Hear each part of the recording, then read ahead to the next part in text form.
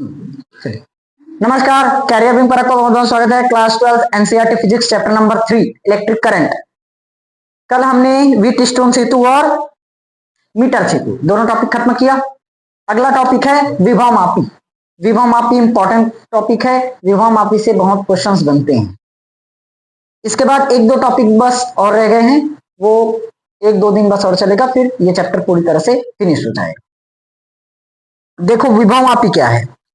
विभव मापी सुने, साफ पता चल रहा है। विभव मापी, विभव को मापने वाला, विभव को मापने वाला। समझ में आया?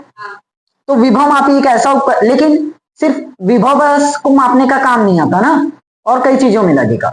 विभव मापी एक ऐसा उपकरण है, विभव मापी एक ऐसा उपकरण है जिसकी सहायता से किसी सेल का विद्युत वाहक बल, किसी सेल का विद्युत वाहक बल और दो बिंदुओं के बीच विभवांतर, विभव मापी मतलब दो बिंदुओं के बीच विभवांतर और किसी सेल का आंतरिक प्रतिरोध आसानी से ज्ञात किया जा सकता है। समझ में आया? विभव मापी एक ऐसा उपकरण है जिसकी सहायता से किसी सेल का विद्युत वाहक बल और दो बिंदुओं के बीच विभवांतर और आंतरिक प्रतिरोध आसानी से ज्ञात किया जा सकता है। ये एक आदर्श वोल्ट मीटर की तरह कार्य करता है। ये एक आदर्श वोल्ट मीटर की तरह कार्य करता है। वोल्ट मीटर मतलब वोल्ट तक, फिर तुम लोग लिखने बैठ के,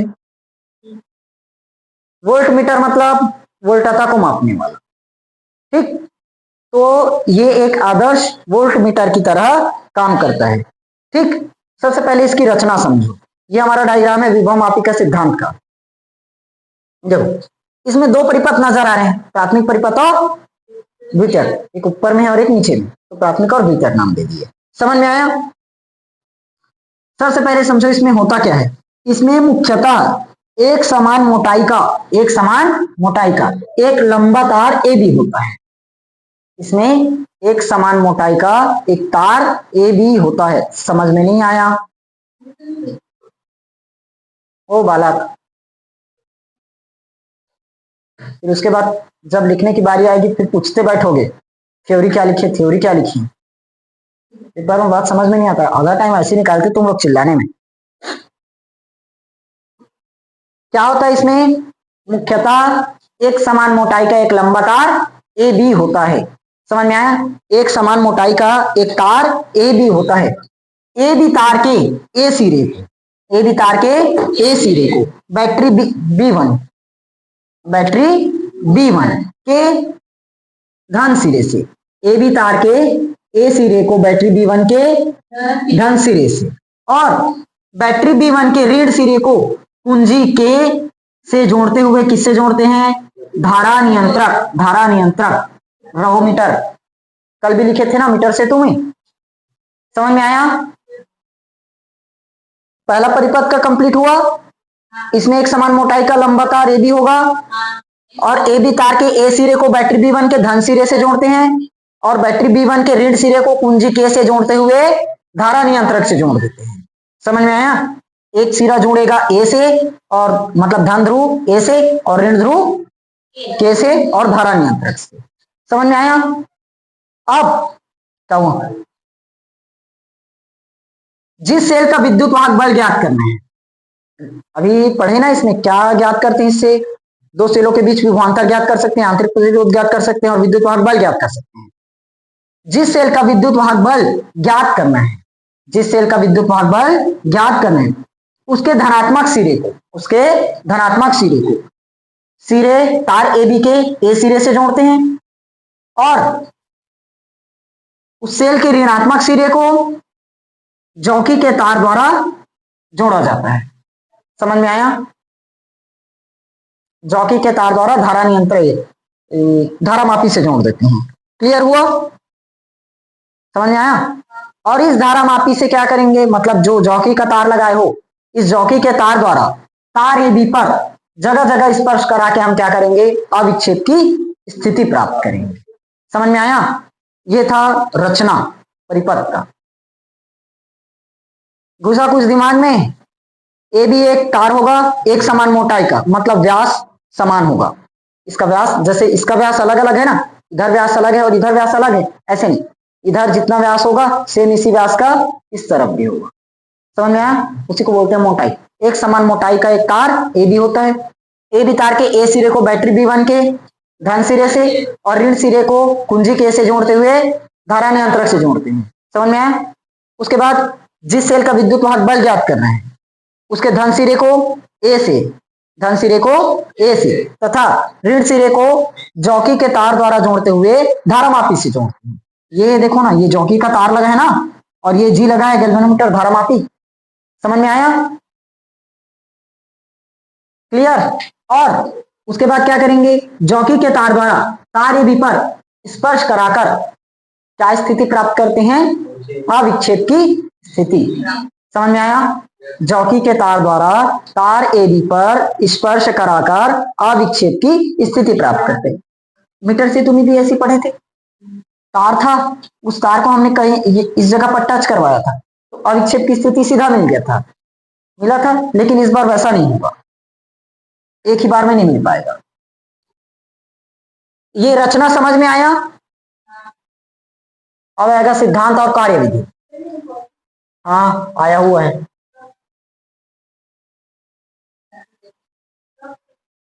क्या करना है?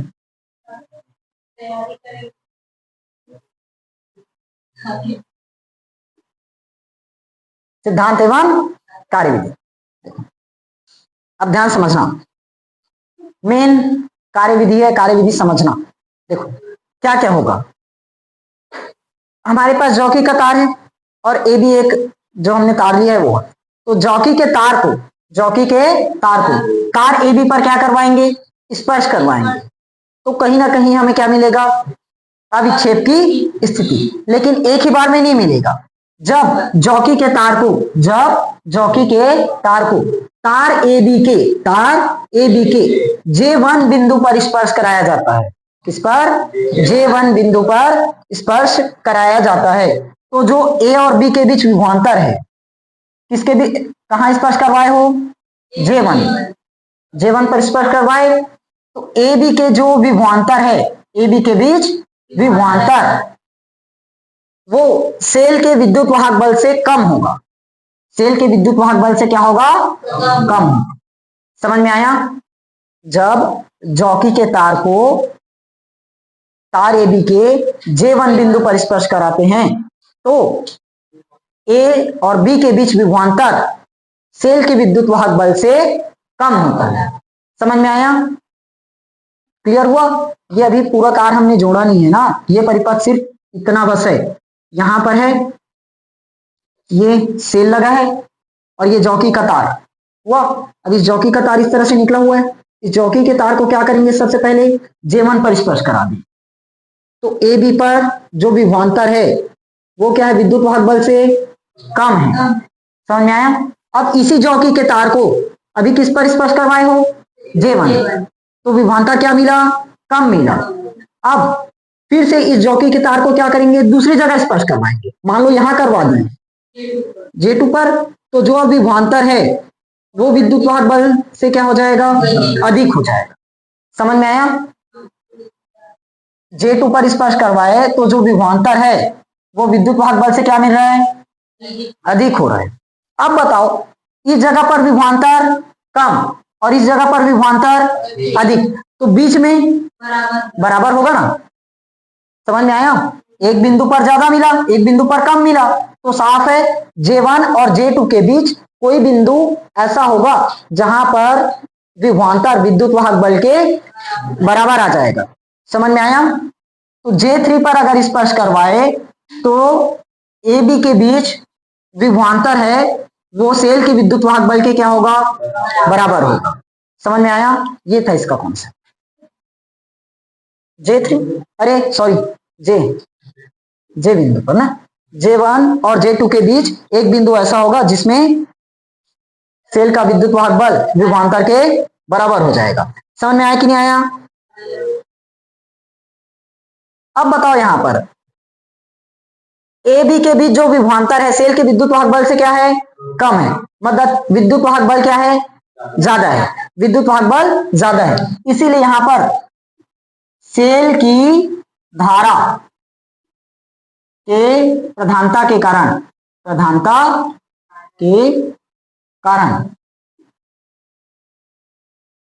धारामापी में क्या होगा, विक्षेप होगा कि नहीं होगा। अभी अविक्षेप की स्थिति कहां पर मिली है,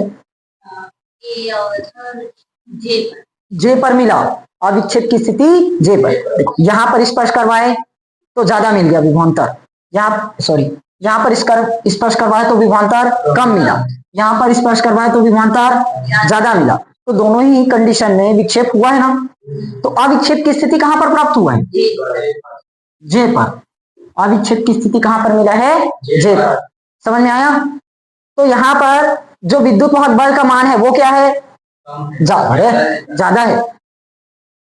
चाहे विभवांतर कम बोलो या विद्युत वाहक बल ज्यादा बोलो, बात तो एक ही है ना। समझ में आया। तो सेल की धारा की प्रधानता होगी क्योंकि विद्युत वाहक बल ज्यादा हो चुका है, इसलिए सेल की धारा की प्रधानता के कारण धारामापी में क्या होगा, विक्षेप एक ही दिशा में होगा। धारामापी में विक्षेप एक ही दिशा में होगा। इस वाले में क्या होगा,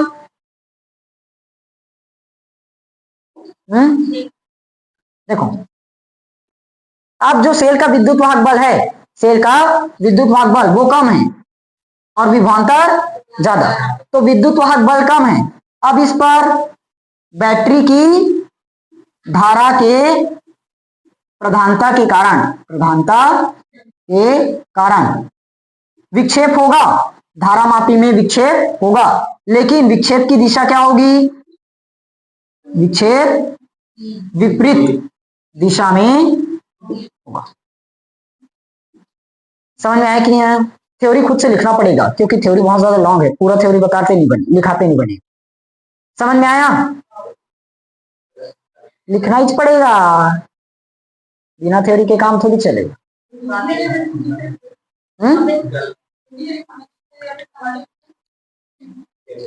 ये संस्कृत है, संस्कृत नहीं, अहम नाम वैरी बदनाम से।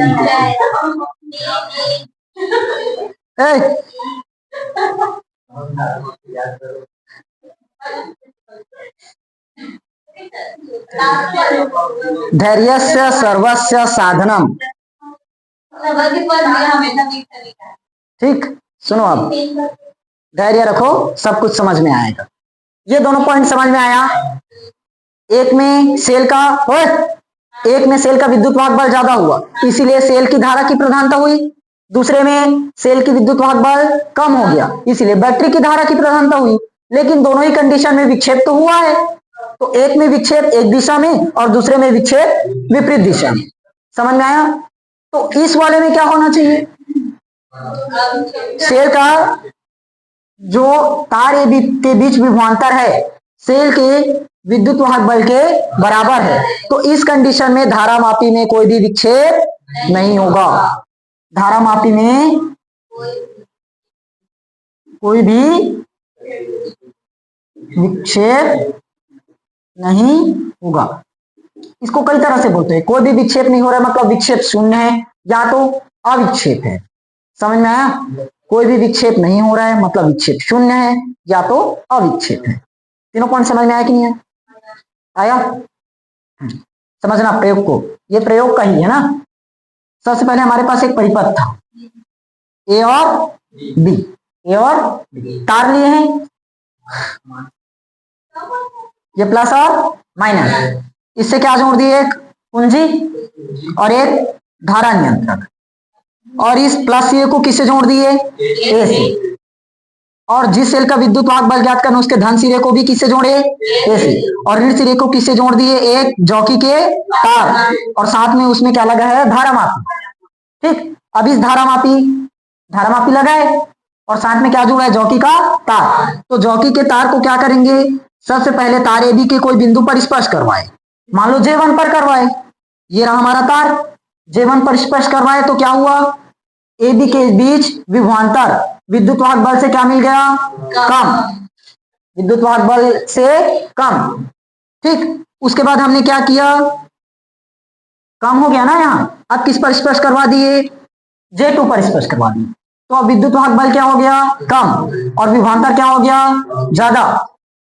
अरे विद्युत वाहक बल कम और विभवांतर ज्यादा, तो कैसे, एक और दो, मैं दो बड़ी है एक से भी बोल सकता हूँ, या एक छोटी है दो से भी बोल सकता हूँ, बराबर है।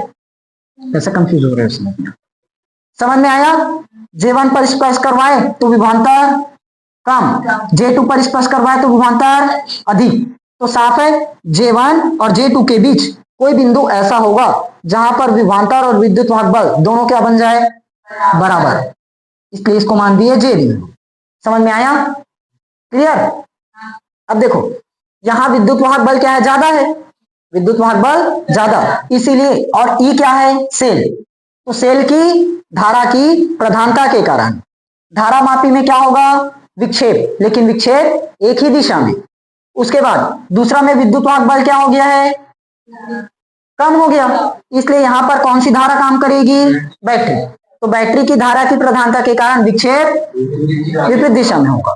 तीसरा, दोनों बराबर हो चुका है तो विक्षेप हो पाएगा क्या, नहीं, इसीलिए विक्षेप नहीं होगा। अब समझ में आया, ठीक, ये प्रयोग याद रखना। देखोगे अभी तो बचा है, या ना मैं थोड़ा सा गलत बता दी हूं, तार ए बी के बीच विभवांतर नहीं निकलता।